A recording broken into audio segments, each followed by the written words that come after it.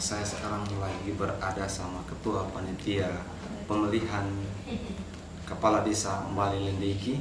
Jadi sekarang kita mau berbincang-bincang sedikit dengan Ketua Panitia mengenai aturan dan persiapan para pemilih nanti berhadapan pada saat pemilihan tanggal 19 nanti.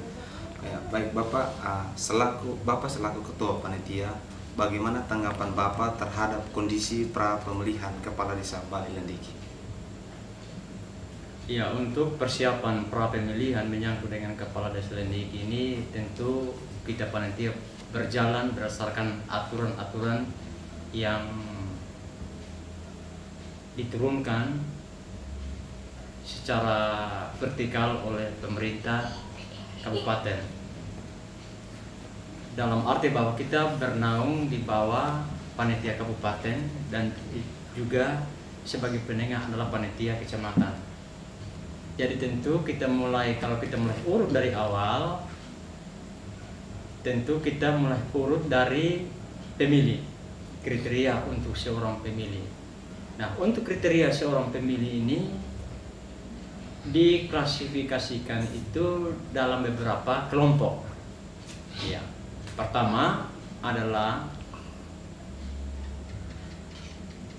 acuan DPS itu diambil dari DPT Pilkada terakhir.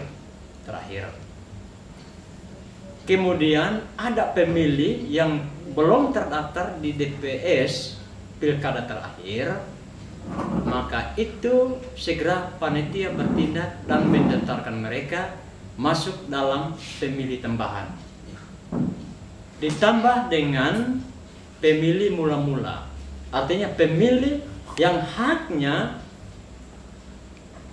diberikan pada jatuh tempo 19 Desember 2020. Itu dia masuk dalam daftar DPTB, daftar pemilih tambahan. Kemudian pada saat jatuh tempo, hal apakah atau syarat-syarat apakah yang harus dibawa atau yang dipakai oleh panitia sebagai satu barometer, apakah dia layak atau dia tidak layak.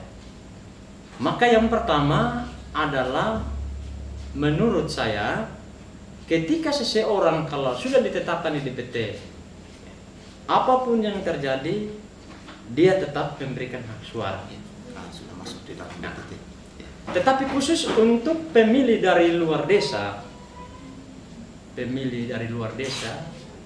yang terdaftar di dalam daftar tambahan dan pemilih mula-mula, maka ada kewajiban-kewajiban tertentu yang dia harus bawa pada saat pemungutan suara.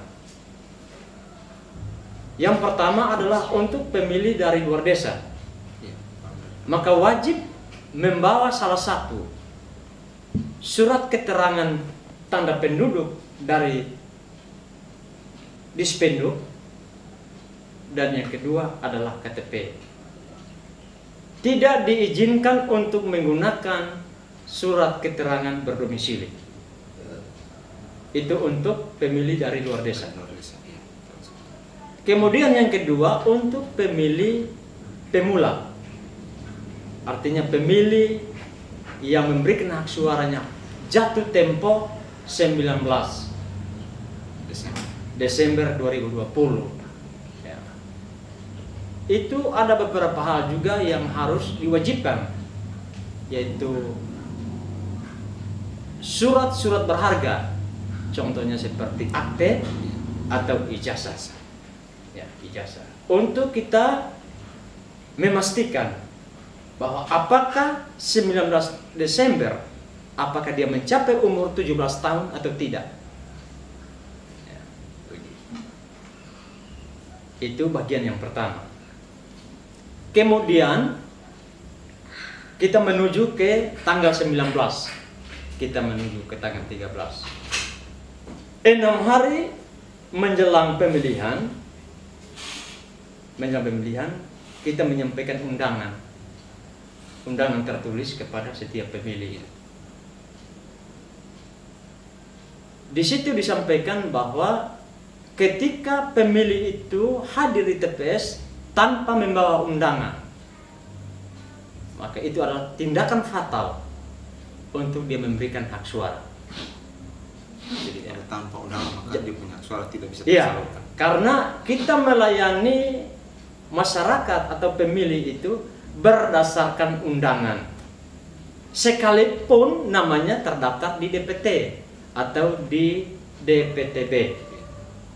Tetapi kalau hadir tanpa undangan, oleh karena itu saya sudah sampaikan kepada teman-teman panitia bahwa pada waktu menyampaikan undangan ini, memberikan undangan ini, harus memastikan undangan yang namanya ini dia berada di DAO atau dia masih berada di luar. Kalau seandainya dia belum berada di tempat, maka undangan ini tetap panitia pegang sampai kapan dia sampai. Baru diberikan. Karena undangan ini tidak bisa diwakili oleh orang lain. Karena ketika dia terima undangan ini, maka ada tanda terima. Nah, tanda terima. Nah, tanda terima ini tidak boleh diwakili oleh orang lain. Ya, tidak bisa. Ya, harus tidak orang yang bisa. bersangkutan. Harus langsung yang bersangkutan. Tinggal saja kalau mana yang belum ada di tempat, sampaikan saja pesan bahwa ketika dia sampai di tempat, atau mungkin pada waktu panitia itu hadir ke rumah, mungkin dia di laut, dia belum ada di rumah. Setelah dia pulang laut, arahkan dia untuk datang ke panitia, ambil undangannya. Ya. Ambil undangannya. Ya. Nah, itu beberapa hal yang tadi Bapak sudah sampaikan mengenai dengan pra pemilihan nanti pada saat tanggal 19. Nah, apa-apa saja yang perlu disiapkan? Oh ya, sudah Bapak sampaikan, persiapannya adalah mempersiapkan KTP, suket, kemudian kartu keluarga, ya. Dan bagi pemilih tambahan itu wajib membawa ijazah, dan pemilih pemula. Pemilih pemula itu wajib membawa ijazah atau akte kelahiran sebagai tanda sah bahwa dia sudah mencapai umur untuk menyalurkan hak pilihnya. Nah, Bapak, apa harapan Bapak saat hari H atau saat berlangsungnya pemilihan kepala desa Mbalilendiki nanti? Harapan Bapak terhadap suasana para pemilih, panitia, keamanan dan sebagainya. Apa harapan Bapak? Ya. Kalau untuk harapan panitia, kami sudah sampaikan bahwa, dan harapan ini bukan saja pada saat pemungutan suara. Setiap kali kami turun lapangan dalam hal sosialisasi, kami selalu sampaikan harapan ini, bahwa proses pemilihan kepala desa di wilayah Mbalilendiki harus menjadi contoh dan teladan bagi desa yang lain. Artinya, yang kami rasakan, yang kami nikmati sekarang ini sejuk selama pra pemilihan ini. Maka mudah-mudahan sampai akhir pun tetap dalam keadaan sejuk. Dalam keadaan sejuk. Itu harapan kami. Nah, sekarang apakah harapan ini mencapai target atau tidak? Ya. Kalau umpamanya tidak mencapai target, hal-hal apakah yang menyebabkan sehingga tidak mencapai target? Tentu hal-hal yang tidak akan mencapai target tergantung daripada hubungan emosional antara calon, antara pemilih untuk hidup bermasyarakat dan menjalin hubungan kerjasama dan saling berpengertian. Itu yang pertama. Yang kedua, bahwa muncul lagi petunjuk-petunjuk teknis, dan petunjuk teknis itu secara real bahwa ada di dalam aturan, yaitu menyangkut dengan setiap pemilih. Yang namanya pemilih, baik itu panitia maupun pemilih, bagaimanapun juga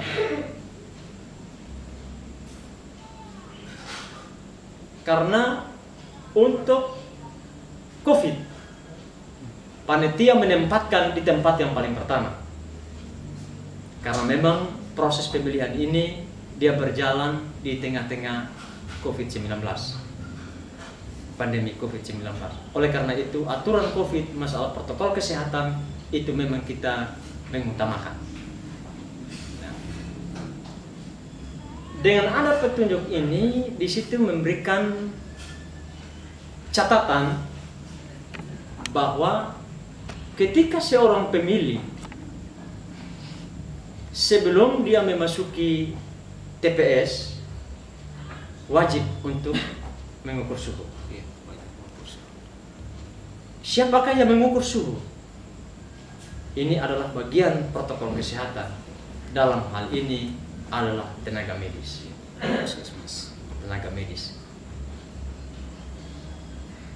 Ketika diukur dalam aturannya bahwa kalau suhunya 97,3,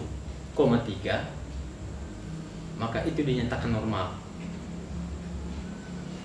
Maka pemilih yang bersangkutan dipersilakan oleh penjaga pintu keluar untuk memasuki ruangan TPS dengan menggunakan masker, mengatur jarak, dan harus mencuci tangan. Ya. Tetapi ketika suhu pemilih itu diukur, ternyata poin yang keluar adalah 37,4.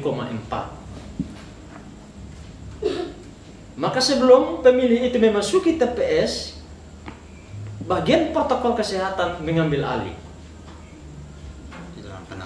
dalam penanganan suhu ini untuk medis, paramedis atau protokol kesehatan menindaklanjuti. Pada saat paramedis menindaklanjuti, namun waktu yang dipersiapkan oleh panitia berdasarkan peraturan bahwa pemungutan suara dimulai jam 8 dan berakhir pada jam 12. Dia tetap berjalan normal. Kita bisa naik jam sampai jam 1 apabila masih ada undangan di dalam TPS yang belum terlayani. Dalam aturan petunjuk teknis katakan bahwa kalau terjadi demikian, maka kita perpanjang waktu sampai dengan jam 1. Oleh karena itu, menyangkut dengan suhu ini, kami panitia tidak bisa memberikan alasan, tidak bisa memberikan penjelasan lebih jauh. Dan secara jujur bahwa panitia tidak pernah memvonis bahwa panitia melarang orang, menghilangkan hak orang dengan tingkatan suhu 37,4. Karena itu adalah ranah protokol kesehatan, ruang lingkup lingkaran protokol kesehatan. Mengapa demikian? Justru karena pemilih yang bersangkutan belum memasuki ruangan TPS.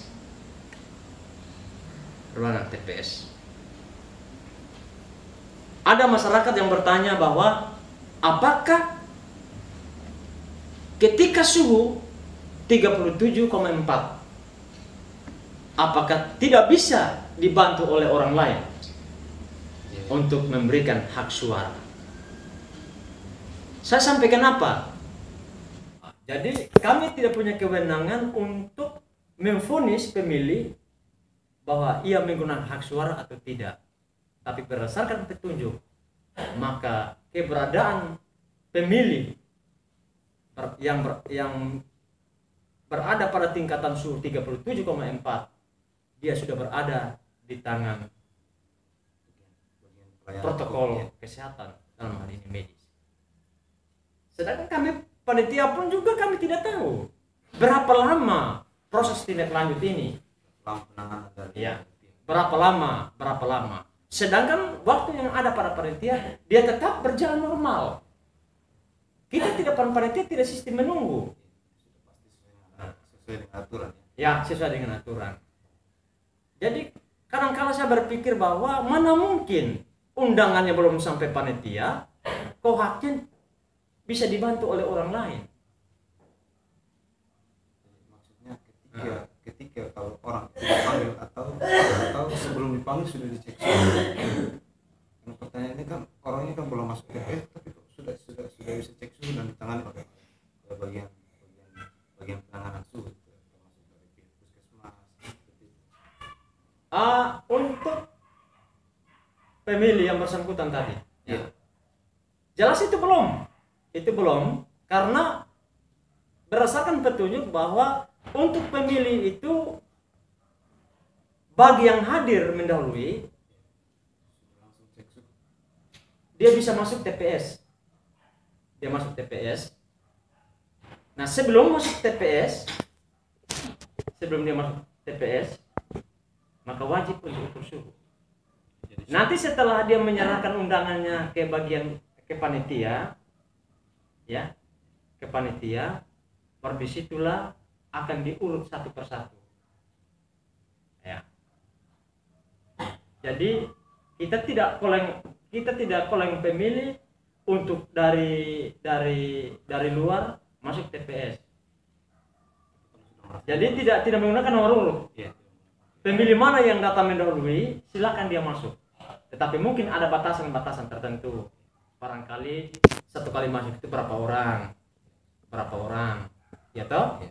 Setelah itu undangannya di daftar ke panitia, kemudian panitia itu dia mengambil tempat yang dipersiapkan oleh panitia secara khusus. Setelah itu berdasarkan nomor urut tadi, ya, tinggal dia menuju ke meja ketua untuk ambil hak suara. Nah, jadi tidak ada istilah koleng-koleng karena itu memang seperti itu. Kalau kita koleng ini kecuali kita pakai nomor urut. Oh, sekarang nomor urut ini.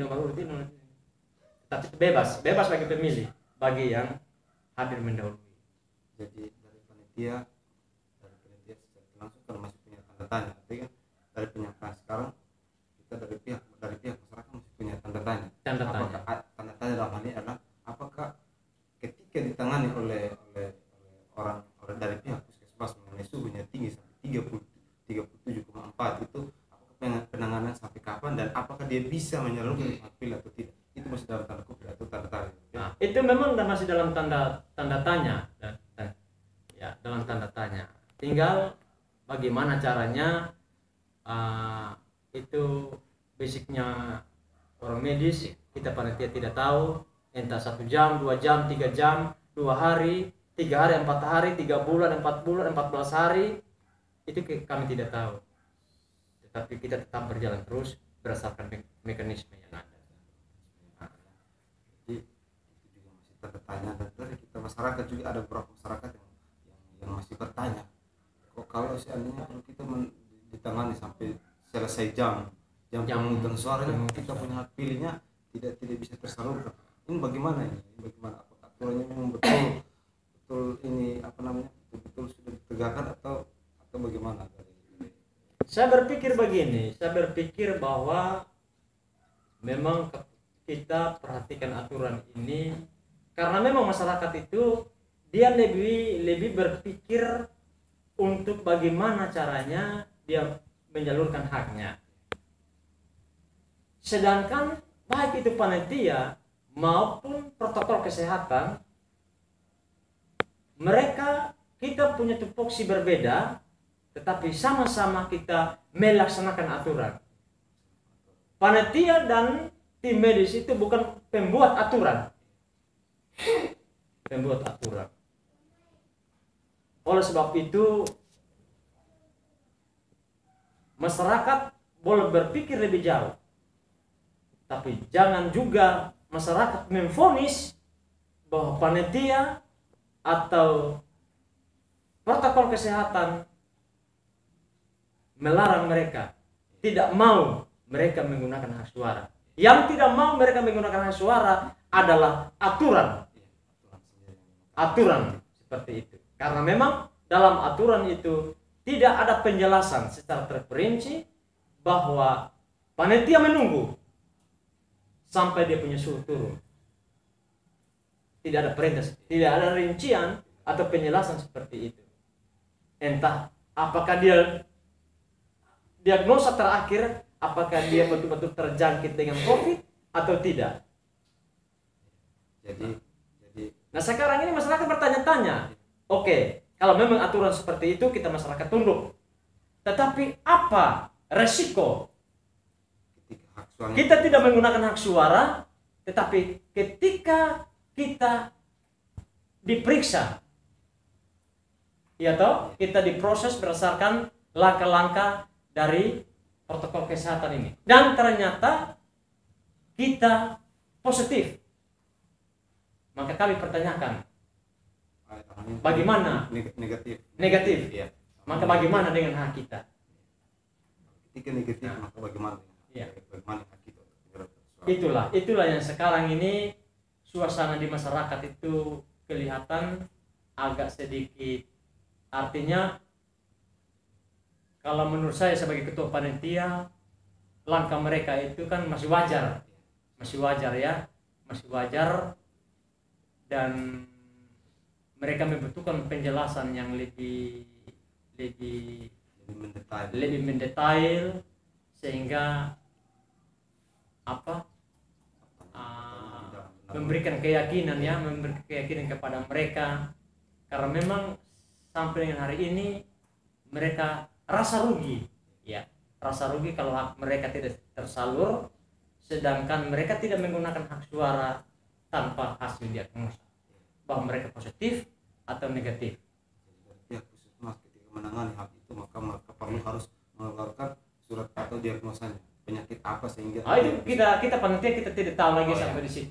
Nah, kita tidak tahu lagi karena oleh karena itu dengan adanya pengukuran suhu ini, untuk panitia tidak bisa memberikan penjelasan menyangkut dengan penanganan COVID. Tidak bisa, dan juga panitia tidak bisa memberikan kesempatan sebagai pemilih yang suhunya 37,4, justru oleh karena aturan sudah ada, sudah ditetapkan. Jadi tinggal kami panitia adalah yang melaksanakan aturan, dan kami tidak bisa mengambil satu kebijakan bagi setiap pemilih yang mencapai suhu 37,4. Mengapa? Karena segala sesuatu yang kita laksanakan, kalau kita kurang hati-hati, maka pasti ada risiko. Saya ambil satu contoh ya. Kalau seandainya ketika kami membuat satu kebijakan, ya, ini kita belum perang. Semua orang setuju. Tapi ketika berperang, mungkin satu pihak dia kalah, maka disitulah dia akan menyampaikan bahwa panitia tidak 100% melaksanakan aturan. Contoh, di dalam aturan bahwa orang yang suhunya 37,4 berarti ditangani oleh medis, kemungkinan besar bahwa dia tidak bisa memberikan suara. Kenapa panitia tidak menyampaikan ini, sehingga orang yang suhunya 37,4 kok dia pun memberikan suara?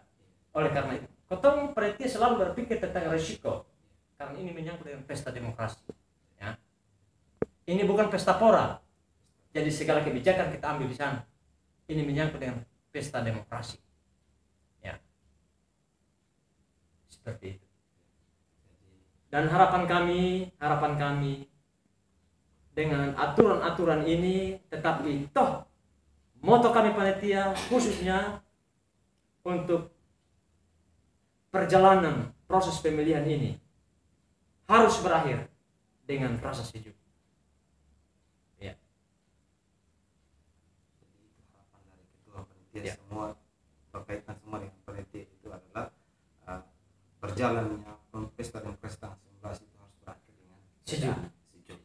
Baik Bapak, terima kasih atas penjelasan dan waktunya yang Bapak sudah siapkan kepada kita untuk berbincang-bincang sedikit mengenai pemilihan tanggal 19 nanti. Jadi terima kasih Bapak sudah meluangkan waktu untuk berbincang-bincang dengan kita. Oke, terima kasih. Salam sudah mulai.